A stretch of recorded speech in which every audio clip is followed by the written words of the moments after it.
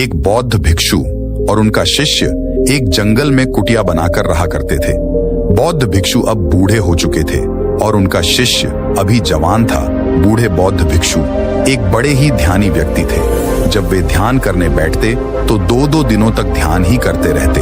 उन बूढ़े बौद्ध भिक्षु के पास एक अनोखी ही शक्ति थी कि वे ध्यान की अवस्था में भविष्य को देख सकते थे। एक दिन उन्होंने देखा कि आज से 8वें दिन उनके युवा शिष्य की मृत्यु हो जाएगी। उन्होंने अपने शिष्य को अपने पास बुलाकर कहा, मैं तुम्हें अगले 7 दिनों की छुट्टी देता हूं। तुम इन 7 दिनों के लिए अपने घर रहकर आ सकते हो। शिष्य ने खुशी से कहा, क्या यह सच है गुरुवर?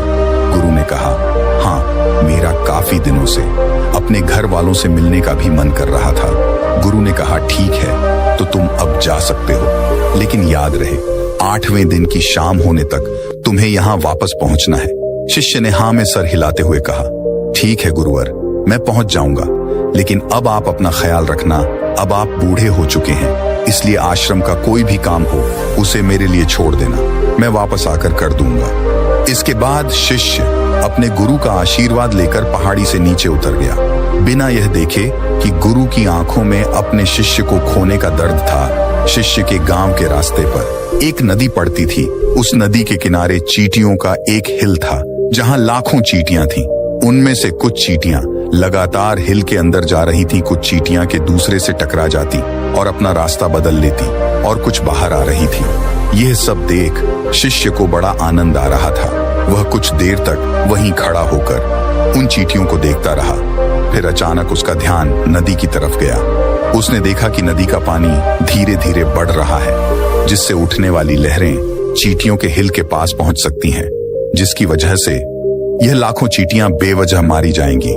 यह सोचकर उसने तुरंत अपने ऊपर के कपड़े उतारे और उसमें मिट्टी भरकर चींटियों के हिल के चारों तरफ एक घेरा सा बना दिया। साथ ही उसने एक बड़े ही कलात्मक तरीके से मिट्टी को काटकर एक छोटी सी नाली बना दी, ताकि लहरों से आने वाला पानी नाली के माध्यम से वापस नदी में चला जाए। इसके बाद वह नदी पार कर अपने घर चला गया। घर पहुंचने के बाद उसके 8 दिन कब बीत गए उसे पता ही नहीं चला। 8वें दिन उसे याद आया कि आज शाम तक तो गुरु ने मुझे आश्रम में वापस लौटने का आदेश दिया था। उसने उस रात ही आश्रम के लिए निकालने हेतु सारी तैयारी कर ली थी। अगली सुबह वह आश्रम के लिए निकल पड़ा और उसे उम्मीद थी कि वह शाम होने से पहले आश्रम वापस पहुंच जाएगा। शाम हो चुकी थी। गुरु आश्रम में बैठे बैठे ये सोच रहे थे कि आज तो 9वां दिन है, अब तक तो मेरा शिष्य इस दुनिया को छोड़ चुका होगा। वह इस बात से काफी दुखी थे कि वह मरने से पहले आखिरी बार अपने शिष्य को देख ना सके। गुरु बैठे हुए यह सब सोच ही रहे थे कि उन्हें दूर से एक इंसान आता हुआ दिखाई दिया। उन्होंने ध्यान से देखा तो चौंक गए, अरे ये तो मेरा शिष्य है। गुरु ने दौड़कर शिष्य को गले से लगा लिया, लेकिन वह इस बात से हैरान भी थे कि 8 दिन बीत जाने के बाद भी अब तक वह शिष्य जिंदा कैसे है।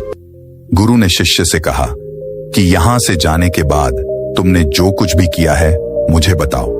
तब शिष्य ने चींटियों वाली कहानी गुरु को सुनाई। कहानी सुनते ही गुरु को यह समझते देर ना लगी कि शिष्य ने लाखों चींटियों की जान बचाई थी, और उसके इसी कर्म का परिणाम है कि शिष्य को एक लंबा और खुशहाली भरा जीवन प्राप्त हुआ है।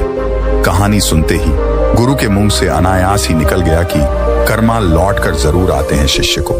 गुरु की इस बात का मतलब समझ नहीं आया, लेकिन उसने पूछा भी नहीं और चुपचाप अपने आश्रम के कामों में लग गया।